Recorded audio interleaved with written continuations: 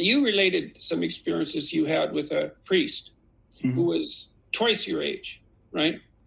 I think he was a little older than that, actually. I thought that he was younger than he was at the time, and subsequently found out he was perhaps 10 years older than I thought he was. He was someone who was in a position of authority, and that what he did with you was something that he shouldn't have done. The first thing that struck me about the way that you formulated it was your refusal to play victim. I didn't see myself as one. I know that. And that actually struck me as rather admirable, because you came forward and said, this is an uncomfortable truth, but, I was of sufficient age to have a mind of my own, and this was something I was pursuing of my own volition. And then... That is how I felt at the time. When you think about yourself as a 14-year-old, you think about that 14-year-old as yourself. You don't necessarily think about that 14-year-old as a 14-year-old. And, when you remember your 14-year-old self, and then you go out and you see some 14-year-olds, it's actually quite a shock, or it can be quite a shock, because 14-year-olds are often a lot younger and a lot more clueless than you remember yourself being. I think I know where you're going with this. It isn't obvious to me that even if you were a willing participant in what happened to you when you were 14, that justifies what happened to you on the part of the person with whom you were participating. Well, no, of course it doesn't. But the way I apprehended it was that it was me. Right.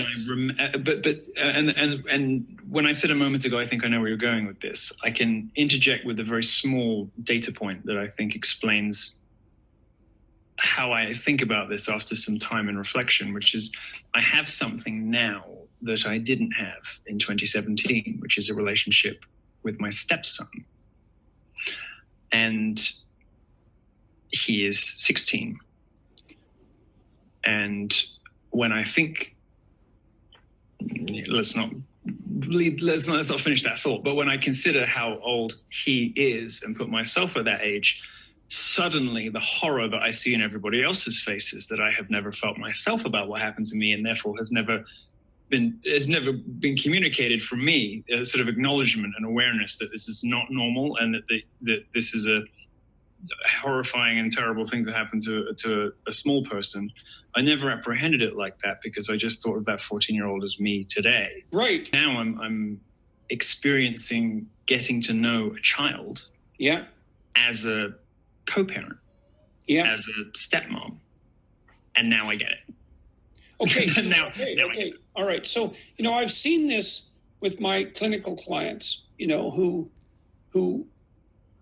failed to notice in some important way that the person they were sometimes decades ago is not the person they are now. And the memories they have from those times, which are appropriate to those times, are not the same memories that are appropriate to those times now, given their relative maturation. There is also perhaps a proper place for victimhood when you are in fact actually a victim. Right.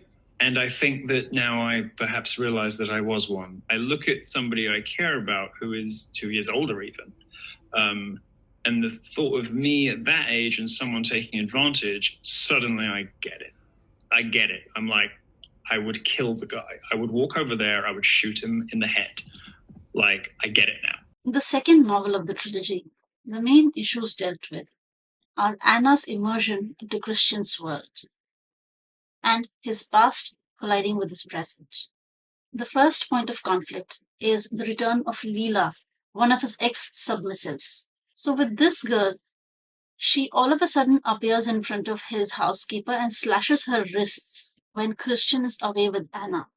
Christian receives a phone call where he's informed by his housekeeper that Leela came there and she tried to self-exit. Apparently, she was married to another man, but that marriage did not work out very well. She then fell in love with another man who bears a lot of similarities with Christian, and he also loved her sincerely. But because of a freak accident, he passes away. And this leads to Leela's complete nervous breakdown. She winds up at Christian's place. Much of this novel revolves around Christian and Anna's fear of danger from Leela. They beef up their security and keep a search on for her. Finally, she is found, and then she's sent off to Christian's therapist, Dr. Flynn. Christian takes care of her mental health with Dr. Flynn and also arranges for art classes for her so that she can get back on her feet and find her life again. The second point of conflict is Mrs. Elena Lincoln, one of his mother's friends who introduced him to the BDSM lifestyle when he was 15 years old. She is a child abuser who, ironically, according to Christian, had a very positive impact on him. He was her submissive for 6 years.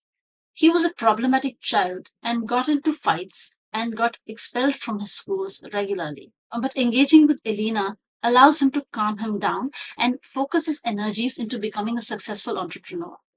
He drops out from Harvard in the second year and gets into investment.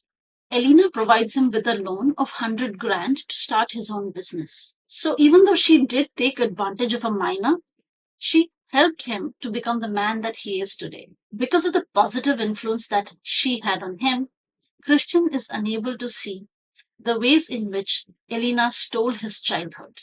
His parents, Carrie Gray and Grace Gray, find out that Elena had been sexually exploiting their adopted son when he was a child. And of course, they are absolutely livid at the betrayal. Christian is not able to see why everyone is losing their minds. He sees it as a consensual relationship rather than as CSA.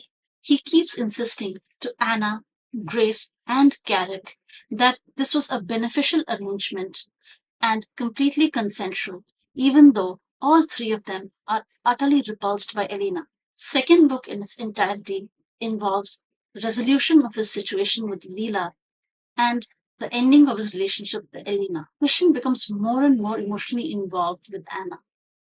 He asks her to move in and eventually asks her to marry him.